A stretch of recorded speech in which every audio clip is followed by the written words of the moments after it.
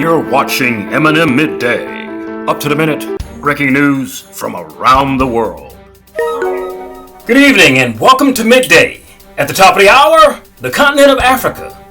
Bowing to pressure, Somalia's president agrees not to extend his presidential term.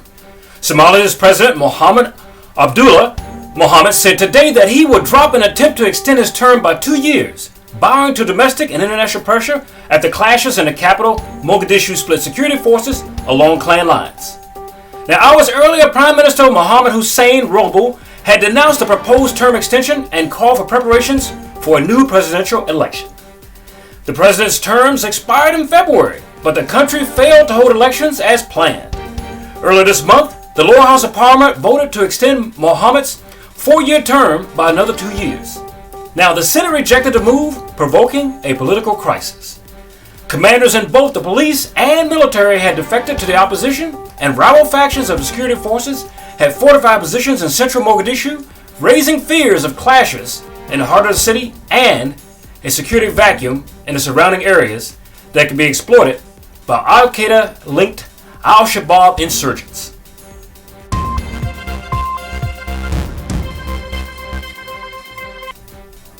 This hour from Asia, China welcomes U.S. easing COVID-19 restrictions on Chinese students.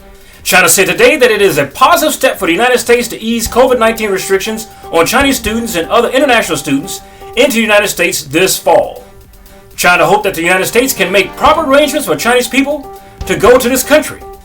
Now, the Biden administration on Tuesday said it was easing travel restrictions on Chinese and other international students into the United States this fall.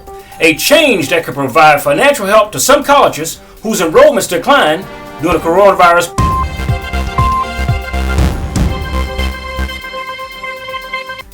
In healthcare, India's coronavirus deaths exceeds 200,000 after record surge in cases.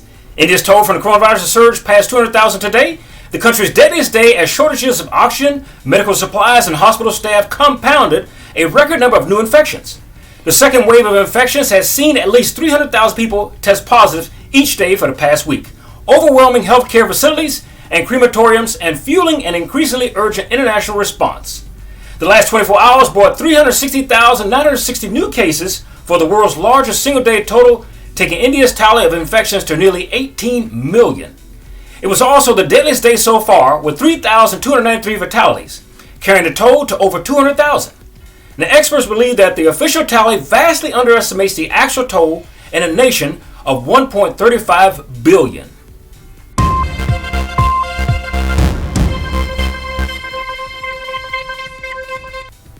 In America, after a somber tone in his first 100 days, President Biden plans to sell spending to the U.S. public.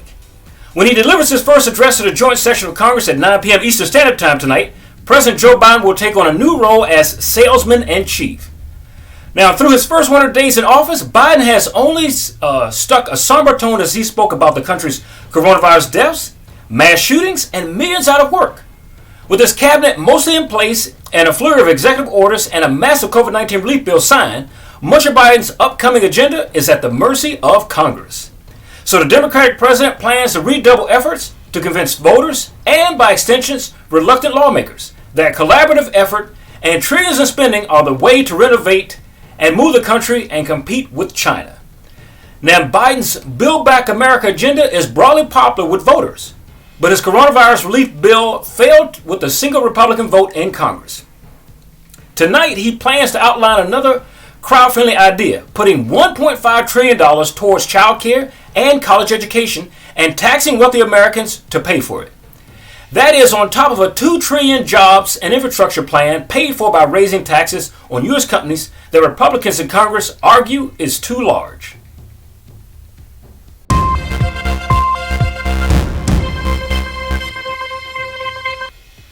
In business, from South Korea, Samsung leads family to pay more than $10.8 billion inheritance tax. The family of late Samsung Electronics Company chairman Lee Kun-hee said today that they will pay over 12 trillion won, or $10.8 billion U.S. inheritance tax for his estate and donate his vast private art collections to state curators. Now, Lee, who was credited with transforming Samsung into the world's largest smartphone and memory chip maker, died on October 25th with an estate local media valued at around 25 trillion won. The inheritance tax bill, one of the largest ever in South Korea and globally, has been closely watched due to its potential to dilute family controlling stake in Samsung. The family said it planned to pay the bill over 5 years in 6 installments, starting this month. It is our civic duty and responsibility to pay all taxes, the family said in a statement released by Samsung.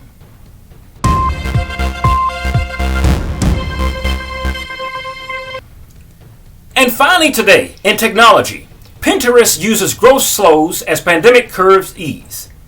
A slowdown in Pinterest user growth tarnished an otherwise strong quarterly report card, sending shares down 10% after market on yesterday, even though the company's forecast current quarter revenue above estimates.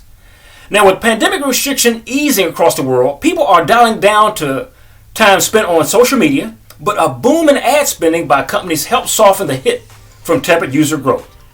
Now, Pinterest's monthly active users, a widely watched metric, grew only 30% to 478 million in the first quarter.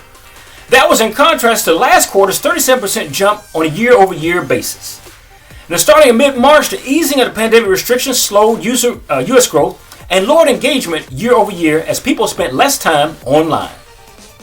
For Midday, this is Charles Rivers. We'll see you around the world tomorrow.